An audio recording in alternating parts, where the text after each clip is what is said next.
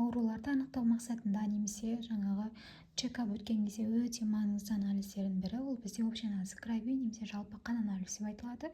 Біз енді оны қалай талдаймыз деген сұрақ келеді. Ең бірінші біз әйел адамдардағы гемоглобинге мән береміз. 120 мен 140-тың арасы болса, ер адамдарда 130 пен 160-тың арасы болады.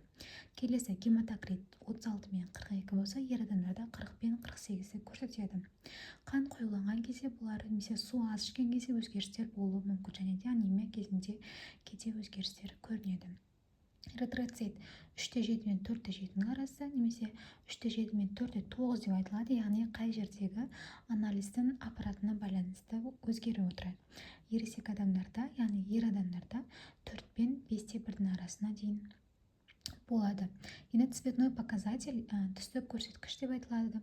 0,85 пен 1,15-тің арасы. Енді бізге өте маңызды нәрсе осы гемоглобин мен цветной показательге қараймыз, яғни анемияны анықтау мақсатында. Мен сізге қазір көрсетейін. Анемияның бізде 3 түрлі дәрежесі болады. Ең бірінші дәрежесі ол 110-нан төмендеген кезде 110-нан 90-ға дейін бірінші дәрежелі жеңіл дәрежелі анемия деп айтамыз.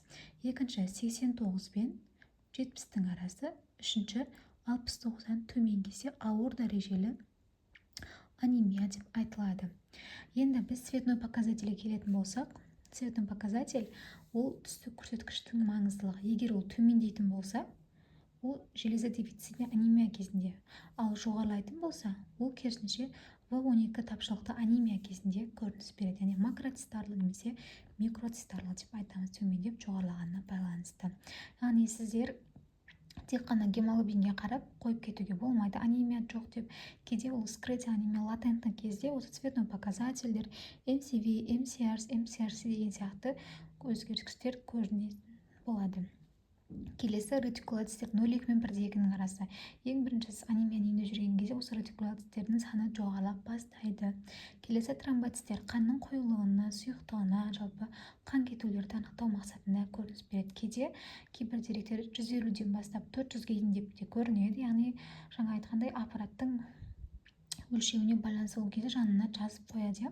Керісінше СОЕ деген, яғни эритроциттердің тұну жылдамдығы ЭТЖ деп айтылады қазақша. Бұл жерде әйел адамдарда 2 мен 15-тің арасында, ал ер адамдарда 1 мен 10-ның арасында. Бұл қабыну маркері болғандықтан қабыну аурулары кезінде жоғарылап кетеді. Ал әйел адамдар беременность болған кезде тоже жоғарылауы норма болып саналады. Өйткені екі адамның рөліне ретроцит тез жұмыс жасап тұна бастайды. Яғни келесі лейкоциттер 4 пен 9-ның арасында. Бұл да қабыну кезінде, аурулар кезінде көрініс береді. Яғни көбінесе бактериялық инфекциялар болатын болса, осы жерде құрамдағы, яғни таяқша тәрізді немесе сегмент тәрізді нейтрофильдер деп айтылады. Солардың суға жылжуымен, яғни таяқша тәрізді 1-ден 6-ға дейін болса, сегмент тәрізді ол 47-ден 72-ге дейін болып саналады.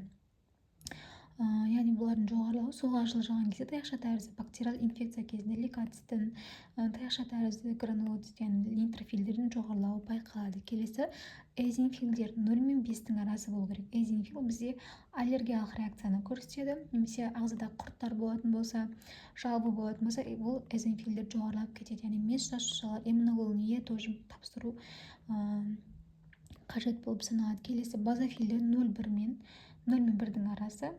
Келесі моноциттер 18 мен 40. Моноциттер бізде 2 мен 9-ның арасы болады, ал лимфоциттер бізде 18 мен 40-ның арасы. Лимфоцит ол бактериалды емес, керісінше бұл кезде вирус инфекция кезінде, яғни біз ажыратамыз. Бұл көбінесе ОРВИ, вирус инфекциялар кезінде лимфоциттер жоғарылайды, ал керісінше сол кезде лейкоциттер төмендеп кетуі мүмкін. Сол үшін лимфоциттердің де, моноциттердің де көрсеткішінің қарауы өте маңызды болып саналады. Ал метамиелоцит, миелоцит дегендер нормада анықталмайды. Бұлар егерде анықталса, онда рак ауруы, яғни қанның лейкоз ауруларына күдік болып саналады. Сол кезде біз оны ары қарай тағы да миелограммамен зерттеп анықтайтын боламыз. Ал мына жерде баланың жасына байланысты тоже өзгерістер болады. Мысалы, новорожденныйларда гемоглобиннің 180-нен 240-қа дейін болуы, және де лейкоциттердің 24-те 5-ке дейін болуы ол норма болып саналады. Яғни сразу жоғары екен деп үлкендердікімен салыстырып қарауға болмайды. Балалардікі бөлек, ересектердікі бөлек болып саналады. Яғни жасына байланысты әртүрлі өзгерістерге ұшырап отырады. Егерде қандай да бір сұрақтар болса, комментарий бөліміне қалдырсаңыздар болады.